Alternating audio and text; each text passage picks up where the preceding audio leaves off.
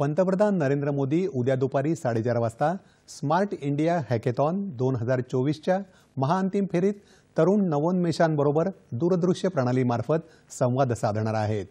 यात 1300हून अधिक विद्यार्थी संघ सहभागी होतील। 7वं स्मार्ट इंडिया हॅकेथॉन 11 डिसेंबरला देशभरातल्या 51 नोडल केंद्रावर एकाच वेळी सुरू होईल। आरोग्य सेवा, पुरवठा साखळी आणि वाहतूक, स्मार्ट तंत्रज्ञान, वारसा आणि संस्कृती, शाश्वतता, शिक्षण आणि कौशल्य विकास, पाणी, कृषी आणि अन्न, उदयोन्मुख तंत्रज्ञान आणि आपत्ती व्यवस्थापन यावर हॅकेथॉनमध्ये काम केलं जाईल। यावर्षी 54 मंत्रालय, विविध विभाग, राज्य सरकार, सार्वजनिक उपक्रम आणि उद्योगांनी 250हून अधिक समस्यांबाबत सादरीकरण केलं आहे।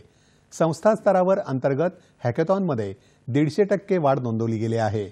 संस्था स्तरावर स्मार्ट इंडिया हॅकेथॉन 2024 मध्ये 86,000हून अधिक संघ सहभागी झाले आहेत।